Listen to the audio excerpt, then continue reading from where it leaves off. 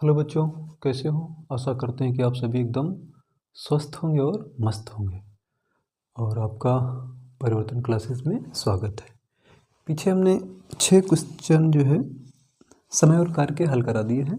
आज ये 7वां क्वेश्चन है और थोड़ा सा अलग टाइप का साधारण क्वेश्चन है, फिर भी थोड़ा डिफरेंट टाइप का है।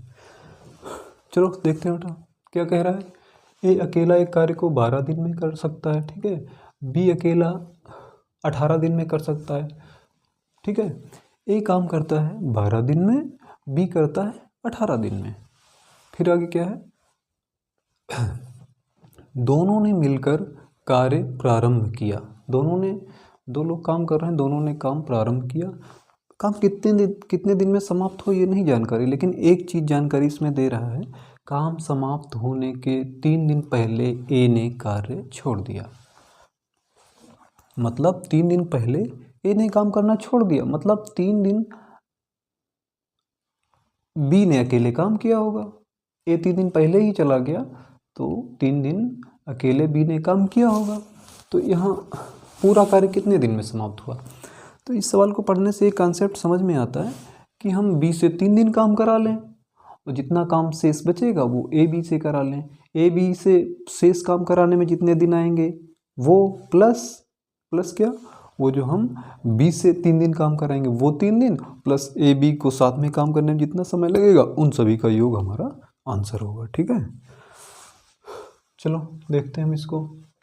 ए कितने दिन में काम करता है 12 दिन में, तो यहाँ लिख लो ए, यहाँ कर लो बी। ए करता है 12 दिन में और बी करता है 18 दिन में। इस 12-18 का लासा आएगा 36, ठीक है। 12 तिये 36, 18 दूना 36, ठीक है। ये हो गया, ठीक। अब क्या कह रहा है, कार्य समाप्त होने के 3 दिन पहले ए ने कार्य छोड़ दिया, मतलब आखिरी के 3 दिन बी ने काम किया होगा। तो यहाँ पर लिखो, यहाँ पर लिखेंगे हम क्या, बी का 3D का कार्य 3D। बी एक दिन में 2 कर रहा है तो 3 दिन में कितना करेगा 6। 3 दिन में कितना करेगा 6 कार्य। तो शेष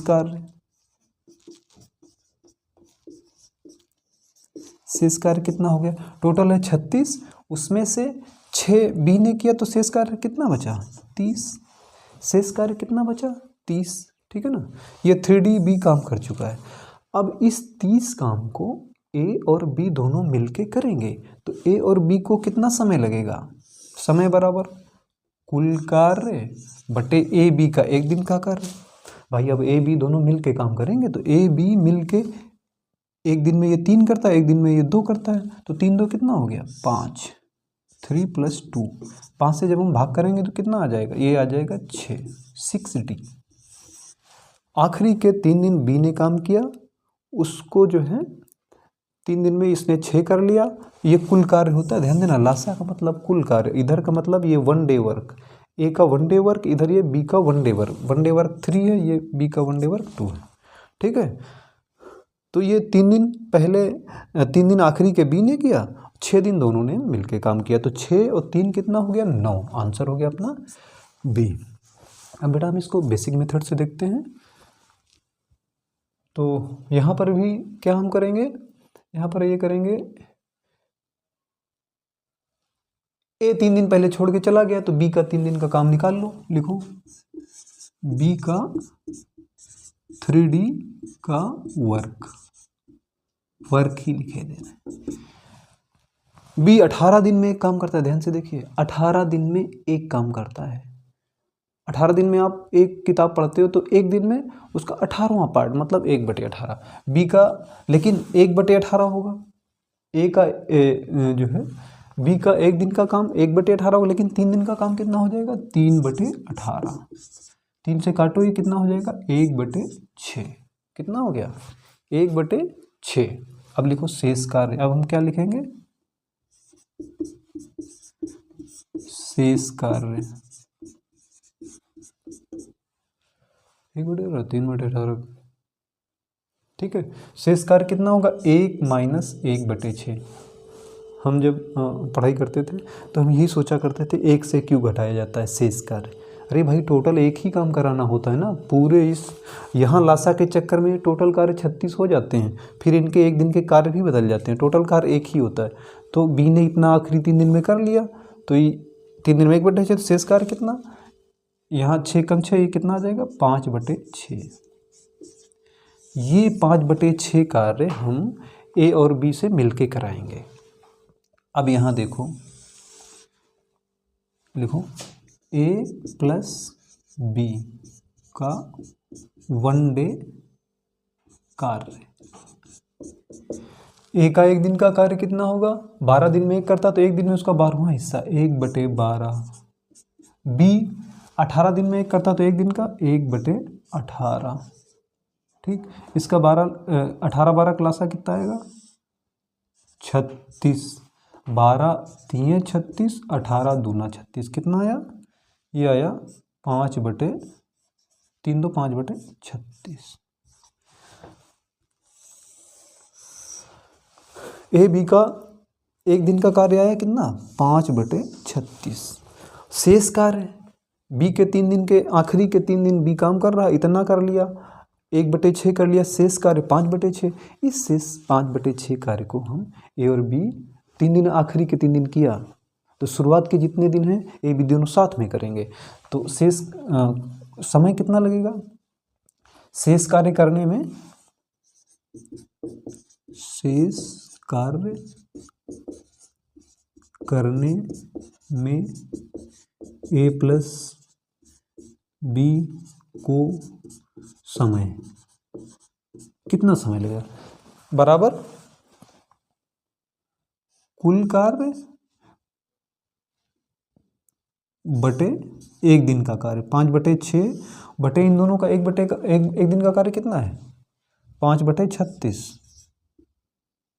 बिल्कुल लास्ट में आ रहे हैं,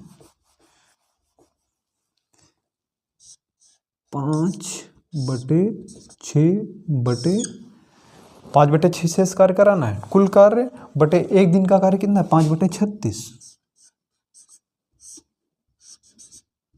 ठीक है, तो हम भाग ना करके गुणा कर दें, लेकिन उल्टा 5/6 बटे 5/36 था, तो भाग ना कर इसको उल्टा गुणा कर दो, गुणे 36/5, 5 से 5 कटा, 6 छक्का 36, 6D। शेष 5/6 कार्य दोनों से हम कराएंगे, दोनों का एक दिन का कार्य कितना है 5/6, काम कराना है कितना 5/36।